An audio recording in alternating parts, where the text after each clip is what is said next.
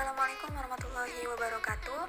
Saya Dian Mulyati dengan NIM 2081900039, program studi Tadris Matematika Lokal 5B dengan mata kuliah pemodelan matematika dan dosen pengampu Ibu Desi Ramawarni SPD MPD. Pada kesempatan kali ini untuk memenuhi tugas akhir saya, yaitu tentang penerapan model matematika. Di sini saya mencoba dalam kehidupan sehari-hari dengan judul Penerapan Model Matematika untuk Mencegah Penyebaran HIV dan AIDS di Kota Palembang. Selanjutnya, saya membuat model matematika yang dapat diterapkan di kehidupan sehari-hari untuk pencegahan HIV atau AIDS.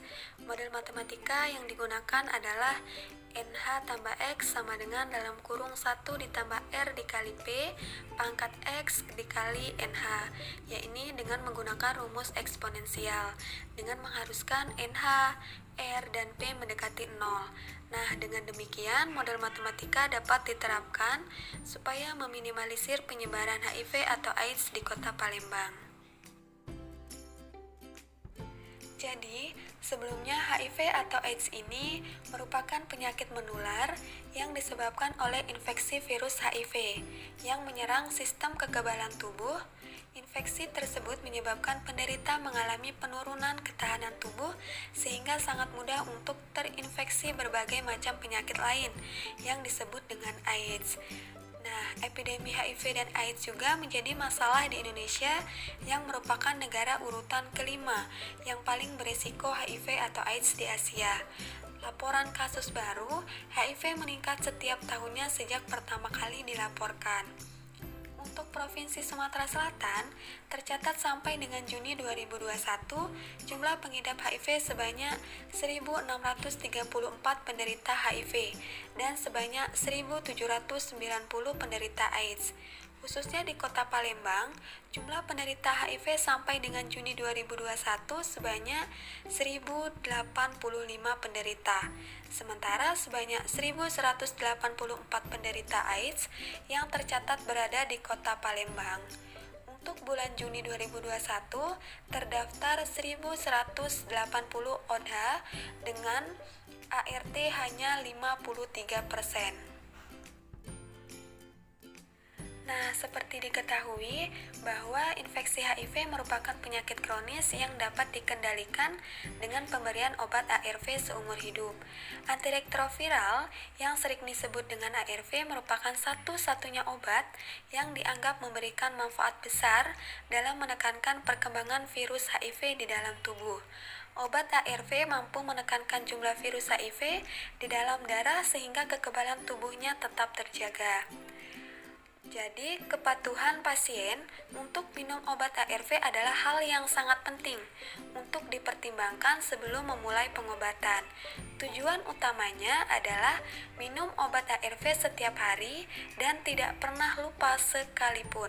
Dengan lupa minum obat ARV 1 kali atau 2 kali seminggu bisa menyebabkan tujuan dari obat menjadi gagal, terutama pada awal pengobatan. Selanjutnya model matematika. Di sini saya menggunakan NH tambah X sama dengan dalam kurung 1 ditambah R dikali P pangkat X dikali NH. NH di sini yaitu jumlah kasus positif HIV atau AIDS per hari, P yaitu peluang tertular orang dengan pengidap HIV atau AIDS, R yaitu jumlah rata-rata orang dengan pengidap HIV atau AIDS, delta NH yaitu jumlah perubahan kasus per hari. Nah, di sini ada rumus untuk menentukan delta NH, yaitu delta NH sama dengan NH dikali P dikali R. Nah, di sini juga ada rumus hari keberapa jumlah pasien itu bertambah atau berkurang. Untuk rumusnya yaitu NH ditambah X sama dengan dalam kurung 1 ditambah R dikali P pangkat X dikali NH. Nah, jadi nantinya di sini diketahui jumlah total orang positif di hari keberapa.